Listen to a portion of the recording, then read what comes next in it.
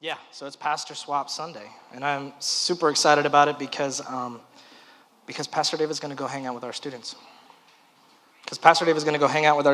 And I believe that since Christ came here and became a man and submitted himself to death on a cross for me, he gives me an incredible amount of value.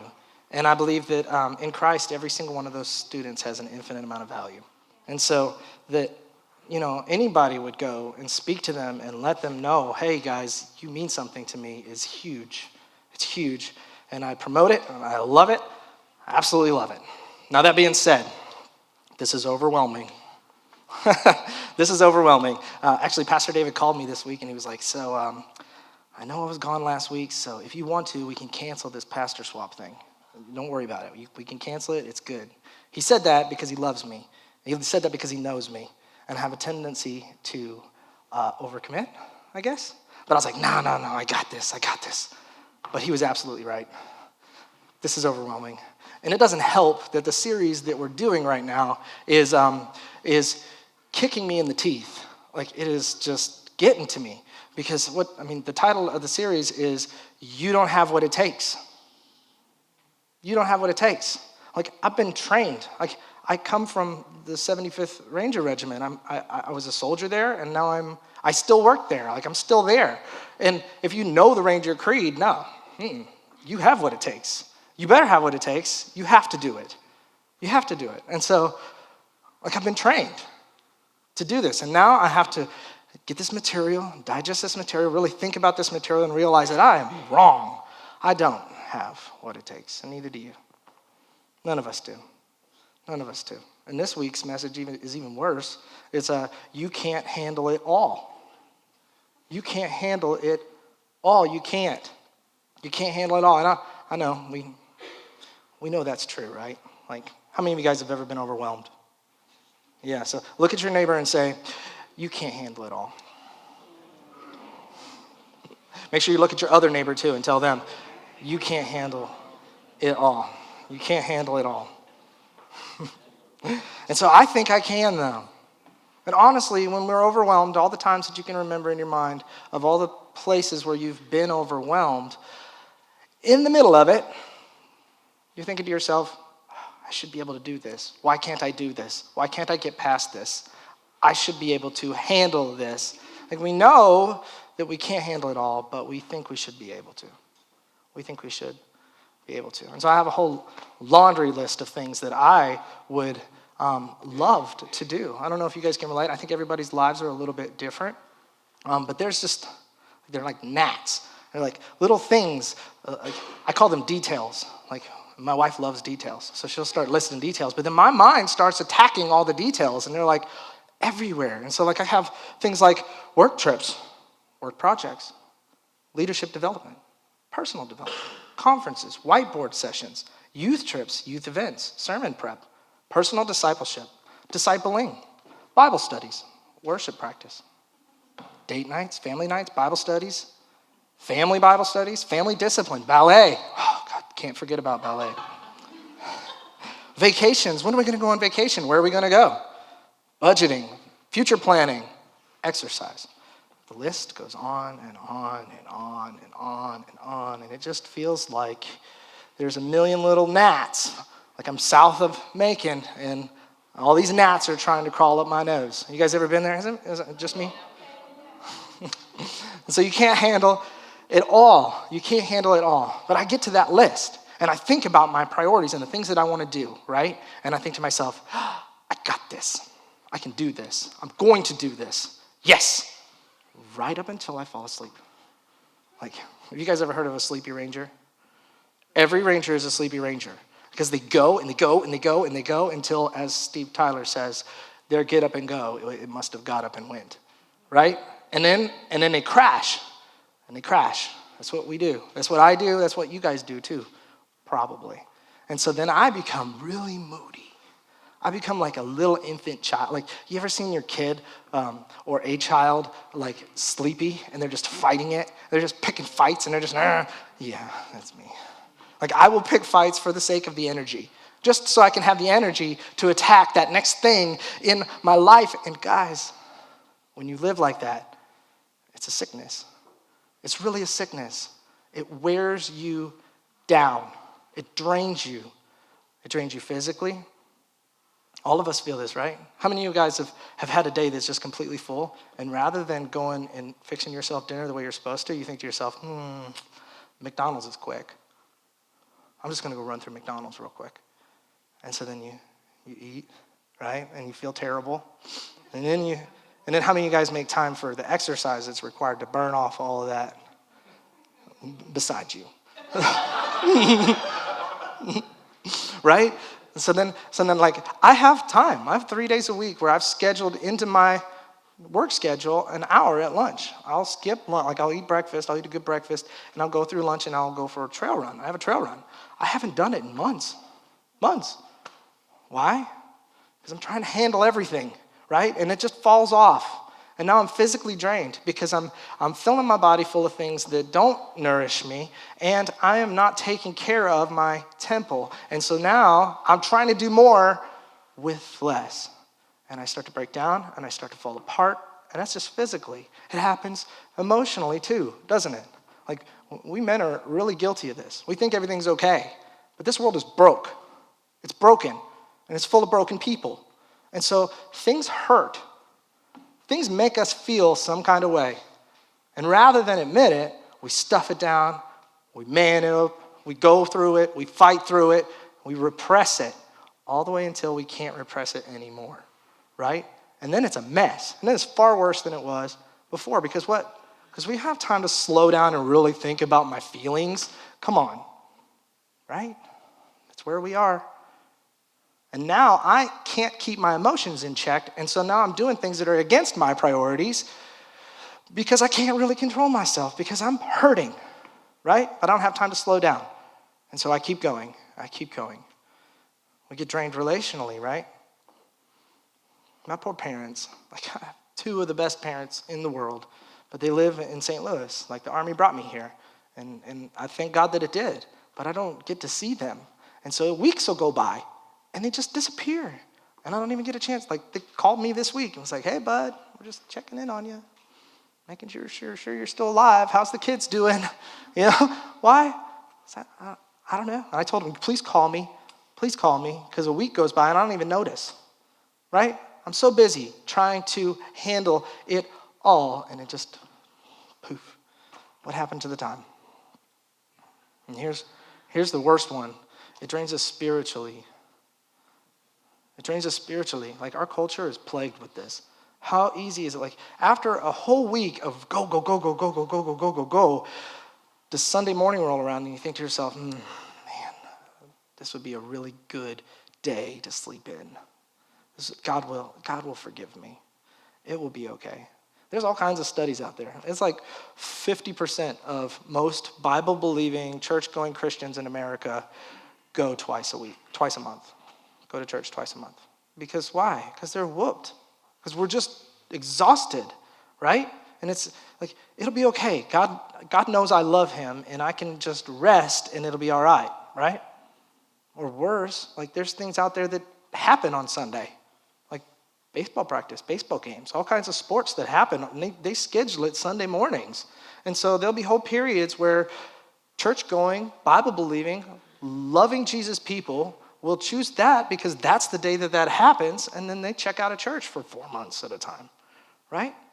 Like, I don't want to get religious, but you got to ask yourself the question, where's my priorities? What's the most important thing in my life? Is it him? Or is it baseball, right? Is it sports? What is it?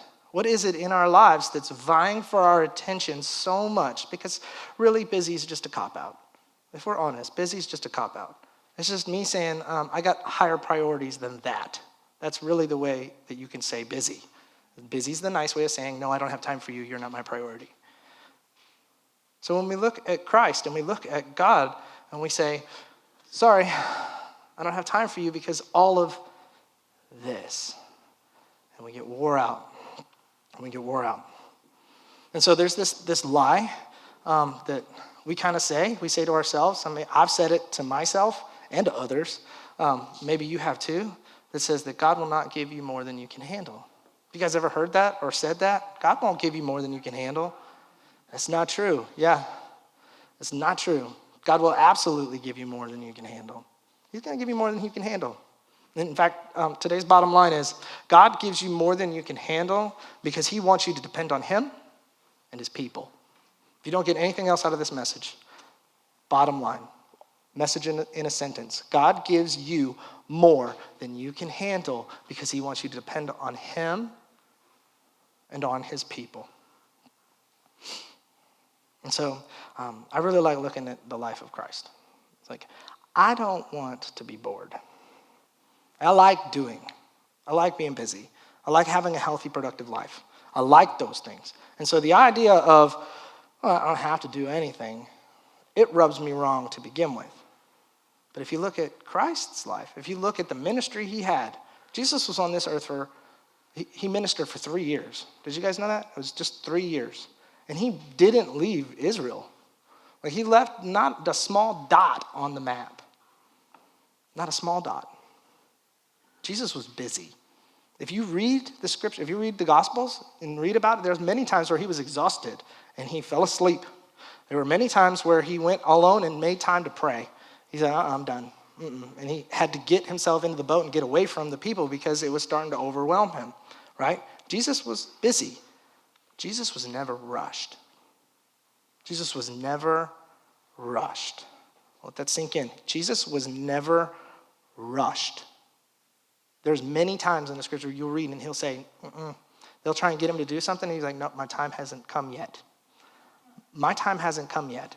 He knew what he was here to do, and he did it. He didn't try and do more than he could handle. He never not once did. He did exactly what he came here to do. And I like working hard. I like getting to the point of exhaustion sometimes and feeling like I got that job done. That's not a bad thing. What's bad is all the gnats that fly around your face telling you have to do this, and you have to do this, and you have to do this, and if you want this, you have to do this, right? We get so caught up in it.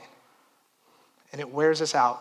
And it wears us down, and it breaks us into little pieces because you can't handle it all. You can't handle it all. And so our passage for today comes from Matthew chapter 11, starting in verse 28. Jesus says, come to me. Who says come to me? Jesus says come to me. Jesus says come to me. Who's Jesus? God. Jesus is God. So back to that 3-year ministry with just a tiny dot on the map. How can someone with so little time and such a very small audience make such an impact in this world? How can somebody with such little time and such a little audience, he didn't leave like 100-mile radius, guys. So little few people. How can somebody with so little time, such a small audience, make such an impact? There isn't a thing in our culture that isn't affected by what he taught and what he said. The values that we hold internal, like if you do a study on it, most of the values that we hold as Americans come from what Jesus said was right and what Jesus said was wrong. Did you know that? How powerful is that? There's no denying it. No, it doesn't matter if you believe in God or don't believe in God. Jesus changed the world in 3 years on a dot on a map. How did he do that? The right word is potent. It's like when you put too much coffee grounds in the coffee pot and it comes out entirely too potent, right? The word is potent. It's powerful. Jesus' life was powerful. So who is Jesus? God. That's who Jesus is. God is saying, come to me. All you who are what? Weary and burdened. All of you who are weary and burdened. And what will Jesus do for us? He will give us rest. Come to me. All you who are weary and burdened, and I will give you rest. All this noise, all this chaos, all this I have to do's. I mean, guys, the truth is we are plagued by this. I am plagued by this. It wears me out and it wears me down. And Jesus is saying, no, I never intended that for you at all. Now, I didn't say don't do anything. I didn't say that. He says, in the next verse, it says, take my yoke upon you and learn from me. Love that line. Take my yoke upon you and learn from me. Now, if you guys don't know what a yoke is, it's a wooden or a metal bar that's typically used to tie two oxen together so that their work is combined.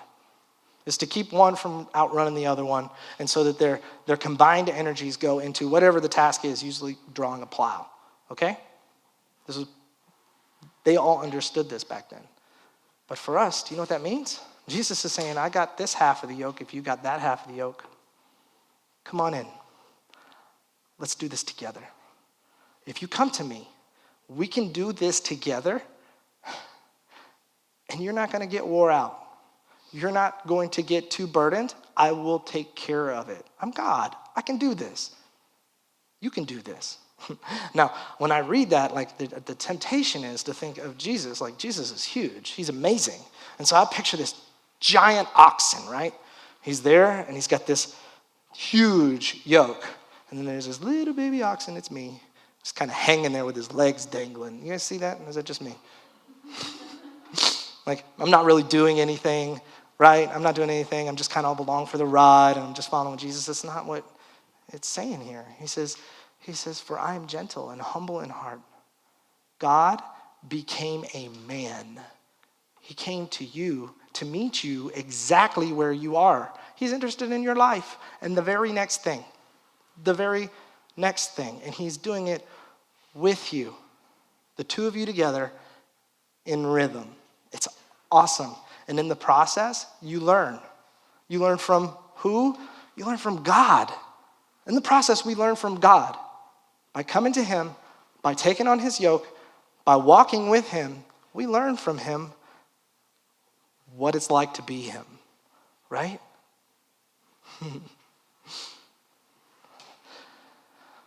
And you will find rest for your souls. So I just picture all of the things and all of the noise that's happening in our lives. Guys, it comes from being out of sync with him. It should be a red flag. The minute that we start to feel anxious, overwhelmed, it should immediately come up and be like, wait a minute, I am out of rhythm with Jesus. I'm all the way out of rhythm with Jesus. Why? Because his yoke is easy and his burden is light. So if this that's happening around me is not easy, and it is threatening to overcome me and crush me, I am out of sync with what he's doing. I am out of sync with him, and I'm out of sync with his priorities. So what's the answer? The answer is, come to Jesus. If your life is busy, if your life is totally overwhelming, when you're getting to the point where you realize that you can't handle it all, because we can't handle it all, we have to come to him. We have to come to him. Jesus will give you more than you can handle because he wants you to depend on him and on his people. And so what do we do with it? The first thing we do is know that there are some things that are meant to be shared. There are some things in your life that are meant to be shared. You are not supposed to do them all on your own. The passage of scripture that really stands out for this is Jethro, Moses' father-in-law. Do you guys know Jethro? So Moses' father-in-law, the Israelites had just come out of Egypt. There's like 1 million of them. Like, scholars think there was 1 million Israelites that escaped from Egypt. And now they're on the other side of the Red Sea, underneath Mount Sinai, and they're all standing around. And you know what people do when they all stand around and do nothing? They bicker and they fight and they argue and they're, right? Right? And so they're there. And Moses is trying to judge all of them. So he's like listening to every case. Okay, you go do, just picture him receiving the next person and the next person and the next person as they explain their grievance, and he tries to figure out what it is. And so Jethro's watching him, and he says, I got some good advice for you. He says, what you are doing is not good. You and these people who come to you will only wear yourselves out. The work is too heavy for you. You cannot handle it alone. You can't handle it alone. We are made for community. We are made for community. Now, there are a lot of people out there that have shunned community, right? And they stay at home and they don't want to be around people and they don't like people, right? But it's not because they don't want to be around people. It's because they lost faith in people. There's a difference. It's not because, hey, I just really don't like people that much. I think even the guy who is the Jeremiah Johnson who trains or who traps and hunts, and he stays up in the woods for 6 months out of the year, when he comes down and he sits down and he has a good conversation with someone, he walks away just like all of us walk away from a nice conversation thinking to ourselves, man, that was nice. I enjoyed that a lot. Why? Because we are all built for community. And so you're destined, if you're a Christian in this room, you are destined to a community of people where we all help each other out. That's what we're made for. That's where we're going. Now, here on earth, it's messy. People on this earth, we have a tendency to get it wrong, and we have a tendency to hurt one another. But that is not the end. And so Jesus is not satisfied with us living in a broken place. He's going to help us through it. And so he's going to put you in situations where you have to depend on other people. Now, I am very bad at this. I'm very bad. I'm very good at being like, hey, I'll help you.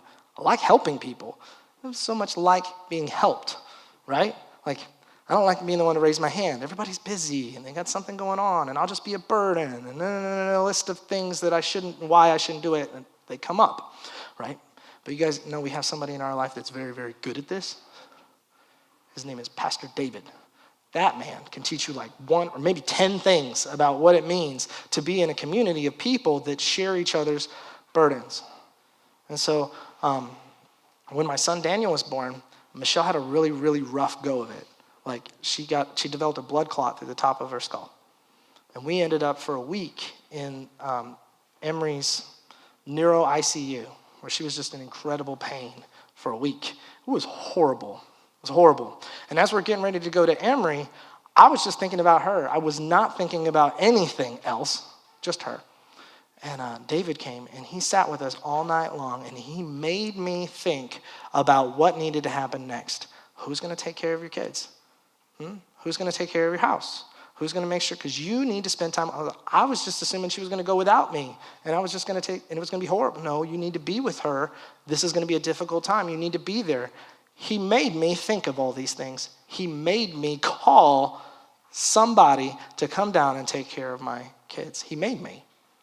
If he wouldn't have made me, I wouldn't have done it.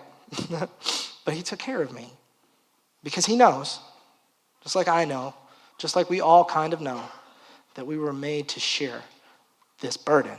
We are happier when we share each other's burdens. Number 2, some things are meant to be stopped. Some things are meant to be stopped. So one of the best examples of this is the story of Martha and Mary. So here's Martha and there's Mary, and they have Jesus over, right? And Martha is doing what pretty much all of us would be doing if Jesus showed up at our house. She's doing her best to make him comfortable. She's doing her best to take care of the house and get the food ready, and she's just working really hard to take care of Jesus. I mean, come on, Jesus is in her house, right? And she's overwhelmed. And just like we all do when we're overwhelmed, she points to Mary and she says, because Mary's sitting at Jesus' feet, right? She points to Mary and she says, Jesus, will you tell her to help me? Please tell her to help me. I am overwhelmed and I can't handle this. But Jesus doesn't do that, does he? Jesus realigns Martha's priorities. That's what Jesus does. He says, Martha, Martha, dear, dear Martha, you are worried and upset about many things, but just a few things are needed, or indeed only one. Mary has chosen what is better, and it will not be taken away from her. Mary has chosen what's better. It won't be taken away from her. What's most important? What's going to make you the most productive in your life? What's going to help you achieve every goal you could possibly want to achieve? Sitting at Jesus' feet. He's God, right? He knows how to do, like what it might take me years to understand and figure out how to do, Jesus could do in a couple minutes, right? Like the things that we have to learn and go through in order to become successful in this life, if we're doing it on our own, it could take us our whole lives. Meanwhile, Jesus was like, well, if you would just listen to me, you could just go that way and it would be much easier, right? Because he's God. He's God. I like there's this book that was written by Franklin Covey. It's called 7 Habits of Highly Effective People. And in it, one of the chapters is to begin with the end in mind. That's the name of the chapter. Begin with the end in mind. And so there was a little illustration kind of thing that he gets them to do. I want us to do it. What he said is, imagine that you are on your way to a dear loved one's funeral. Everybody, imagine you're on your way to a dear loved one's funeral. You're riding in the car, and you feel the sadness, you feel the loss, and you get to the doors, and you open the doors of the church or to the funeral parlor, and you walk in, you smell the smells, and you see so many loving family members sitting around talking about this person and what they meant to them and how much they love them. And you walk all the way to the front, and you look into the casket, and the person laying there is you. The person laying in the casket is you. And now you're going to hear from the people in your life that are the closest to you, a coworker, a close friend, a child, a spouse. They're going to get up and speak about you and the impact that you had on their life. And then Franklin Covey says, what do you want them to say? What do you guys want them to say? Because the things that they say are your highest priorities. The things that you want people to say about you when you're gone are your highest priorities. None of us sits there and thinks to themselves, man, I hope that guy gets up and tells everybody about how awesome my car was, or how big of a house I lived in, right? Or how I had all these things. No. We wanted to get up there and have them say, well, he was honest, or she was courageous. She was bold and she stood for what she believed in. She was funny. He was smart. Those are the things that we want to hear, right? And those are the things we rarely have time for because we get so caught up with everything else that's going on in our life. Jesus says there are only a few things needed. Indeed, there's only one. In fact, I think Franklin doesn't take it far enough, because if you died tonight and you had to give an account of your life to Jesus, are there things in your life that you're worried about right now? Things that you care deeply about right now that you would be ashamed to put at his feet? I know there are a lot of things in my life I want to be like, we just won't talk about that. Let me tell you about this other thing, right? If we're honest. So what is it in your life that needs to be stopped? I love this. There's this passage in Psalms 46:10. It says, be still and know that I am God. And I love that. I love that passage because my parents always yelled it at me when I was a kid. Be still. Be still. And so I heard it a lot, right? And it was always a command. And so now when I read it, I can't help but hear the command. And I just picture all of this noise all around me. And then God cuts through it all and says, be still. And all of it flies away. And know that I am God. I've got this. There's so many things that you're worried about, that you care about, that I can take care of. I will handle those things if you let me. If you let me. So the last thing is everything. Everything must be surrendered. Everything must be surrendered. Psalm 62:1 says, truly my soul finds rest in God. My salvation comes from him. Isn't it true that there's that anxiousness, no matter how we relax, no matter what we do, no matter what kind of vacation we go on, there's always these things in the back of our head that we worry about, right? Like we can have an amazing vacation lined up, and you get there and your server or your attendant isn't doing what you want them to do, or there's some kind of drama or something happens at the table. Like there is all kinds of things that can make us so anxious no matter where we are. Even when we relax, even when we're sitting in our chairs at home, watching TV, doing our best to unwind from the day, there are still things in the back of our mind that are plaguing us. You know why? Because our rest doesn't come from those things. Our rest doesn't come from a vacation. Our rest doesn't come from a comfy chair. Our rest doesn't come from relaxing in a pool. Our rest comes from God. Why? Because he's God. Because there are so many things that we don't have control of that he does. And if I would just give them to him. In fact, in Psalms 55:22, it says, Cast your cares on the Lord and he will sustain you. So there's so many things that we worry about every single day that we are supposed to cast. It's like a throw. Like, get rid of it. Surrender it. Surrender it. Do I need this house? Do I need that car? I'd sure like to have it, God, but I'm going to surrender it. I'm going to surrender it to you. I'm going to give it to you. And if you want me to have it, I'll have it. And if you don't want me to have it, I won't have it. And that's okay. That's okay. Guys, I joined, the great example of this in my life was when I was here on Fort Benning. I was trying to get into the Ranger Regiment. And I failed the first class. Well, they kicked me out of the first. I don't think I failed. They kicked me out of the first class. And so I went through the second class, and I get all the way to the end. And, well, no, I'm not all the way in. I'm 2 weeks in, and we do a ruck march, and I trip, and I dislocate my shoulder. Come to find out, I shattered the shoulder socket. So I got like 2 screws in there. And so, like, I've already dedicated this much time to this, right? I had walking pneumonia at one point. Like, it's been a brutal walk. And now I'm sitting there with a shoulder that just keeps popping out. Like, I have to ace bandage it in when I'm sleeping so it doesn't pop out. And I'm sitting there in the smoke pit like, God, my newfound faith, because I had been coming to Rivertown at this point. I was like, God, I don't know if this is what you want. I was like, this is what's in front of me to do. That's what I told him. This is what's in front of me to do. I'm going to try it. But if you want me to leave, I'll go wherever you want me to go. I cast my cares on him. I stopped worrying about it. I just did what was in front of me to do. Now, many, many years later, because I had a messed up shoulder, I got in, one. I had a messed up shoulder. They put me in the computer shop, which I didn't want to do. And now I am the senior systems engineer for the 75th Ranger Regiment. So because my shoulder got broke, they trained me in computers that I now do for a living. Like, I cast it on him. Like, whatever you want to do, God, I'll go wherever you want to go. Can we do the same thing? Everything in our lives has to be surrendered to him. Just give it to him. Just give it to him. Because God is always going to give you more than you can handle because he wants you to depend on him. And he wants you to depend on his people. So we have to come to Jesus. That's the bottom line. It's the end.